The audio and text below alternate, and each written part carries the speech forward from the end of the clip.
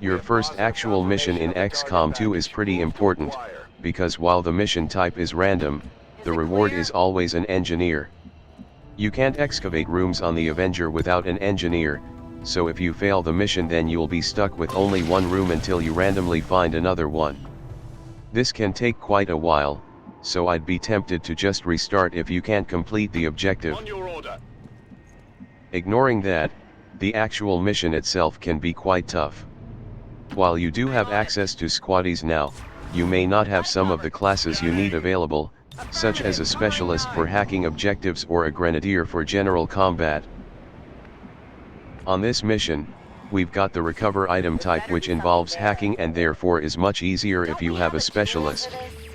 Specialists have remote hack, which lets them interact with objects at a distance. This is good on timed missions because they don't need to get as close to reach the objective. Unfortunately in this playthrough, I don't have a specialist. For this mission I'm going to bring a ranger, a grenadier, a sharpshooter, and a rookie. If I did have a specialist, I'd replace them with the sharpshooter. I'd still want to bring a rookie just because we don't have any other way of training them right now. All of them are using the default loadout, except the sharpshooter who's got a flashbang. Flashbangs are super useful items, especially in the early game.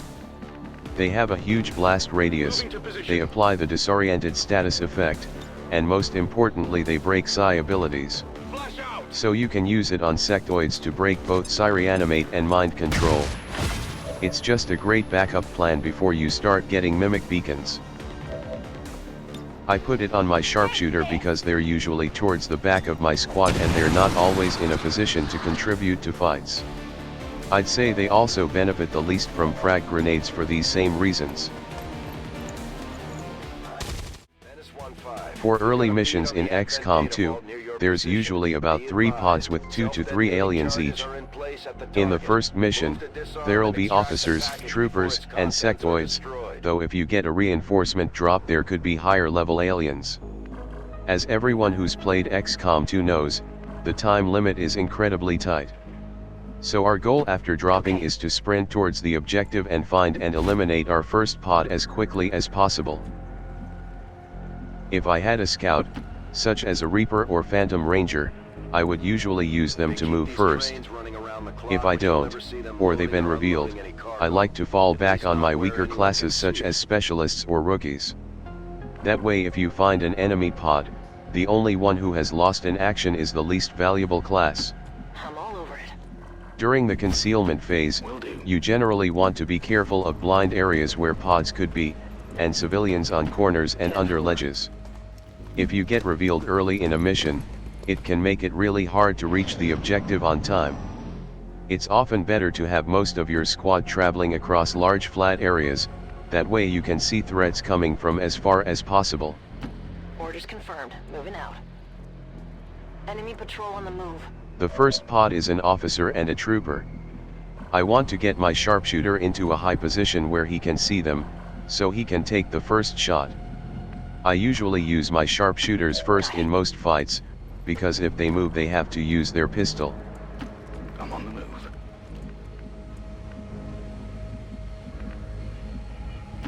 I'm on the move. Overwatch. Affirmative, covering now.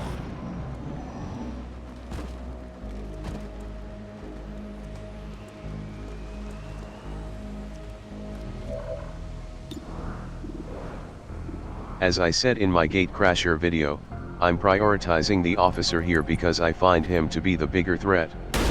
If he lives, he could mark and shoot someone.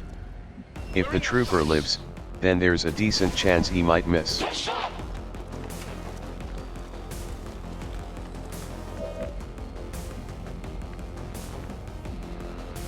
Heading out. Now that the pod has scattered, I'm trying to see how many of them I can hit with my grenadier. In this instance they're just slightly too far apart to be able to hit both of them.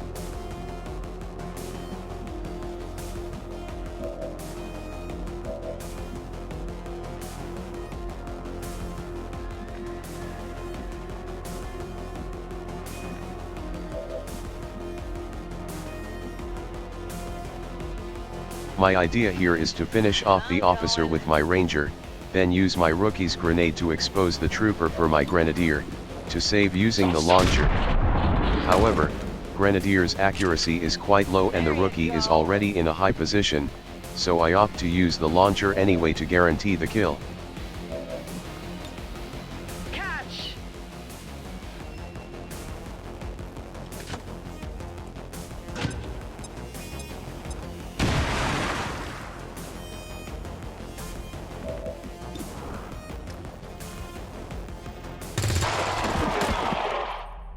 You're nothing to me.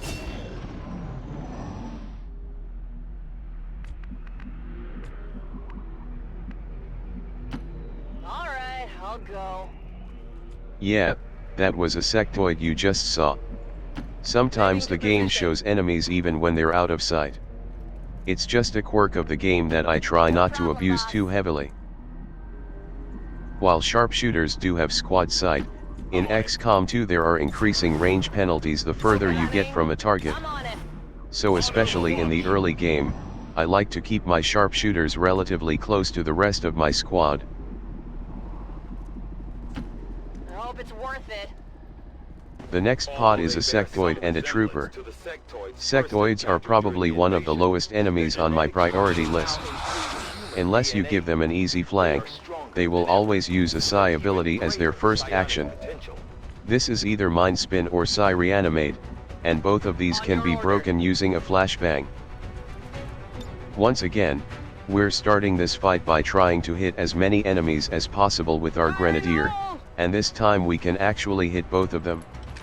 Rangers and grenadiers are the backbone of your early game army. Rangers have great guaranteed damage with their shotguns and grenadiers can weaken and remove cover from multiple enemies in one go. This shot is massive overkill, but the sharpshooter can't see any other targets without moving, and the trooper is the priority target anyway. The rookie can't really do anything in this fight and doesn't have any good cover to get to, so I'm just dashing them to catch up with the rest of the squad. At this point, there's nothing else to do and you miss every shot you don't take. Okay, so I got one.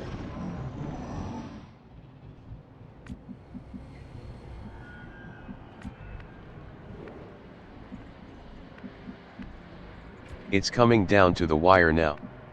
We need to reach the objective but also ideally not stumble into the last pod. Going for the loot here is a bit risky but I felt pretty safe.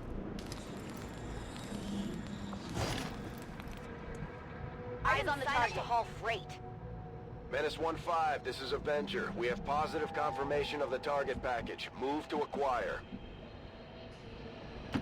Is it clear?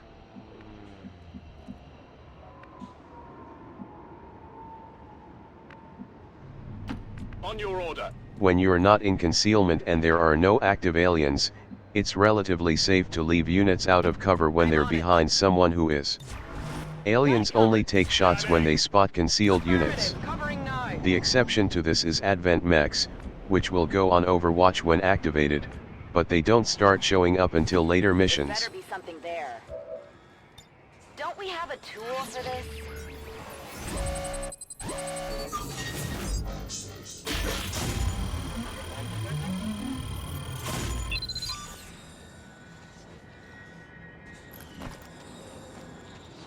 We're through. Now the objective's complete, we can afford to play more carefully. Ideally the last pod patrols into us, but since it's only one pod we can probably deal with it on our turn. Generally speaking, I start getting more paranoid about moving units the later into my turn I get. The absolute worst thing that can happen is to move your last unit one tile and reveal a new pod. It's much safer to just overwatch and then move at the start of the next turn. I'm worried that our sharpshooter's line of sight will be blocked by this building, so I'm going to move him up and try to get him on top for some elevation bonuses. Oh yeah! On Overwatch. Come get some. I'm on it.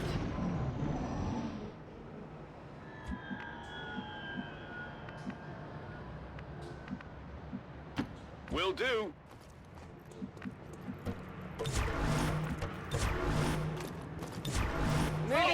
Overwatch! We've spent a few turns regrouping and reloading, but we still haven't seen the last pod. Whatever Now you I'm say. going to start spreading out to see if I can work out where they are. What's over there?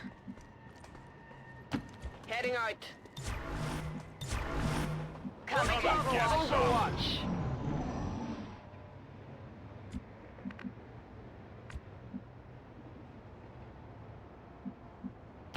Don't waste my time. This is another quirk of the game. When combat music starts, it usually means there's a pod nearby, even if you can't directly On see your it. order. Moving to Overwatch. Affirmative. Got it Covering covered. now.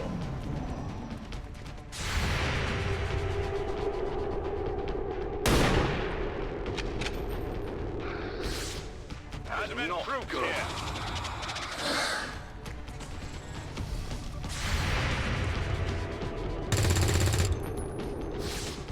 Come on, focus.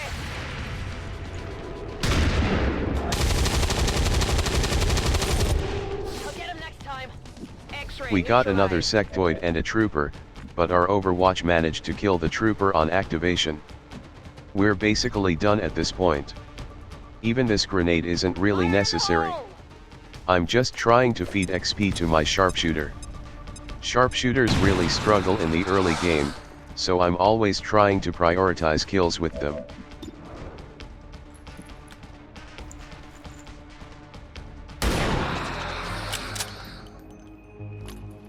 Target neutralized. Status confirmed. All hostiles are down and the area is secure. Status confirmed. Mission accomplished.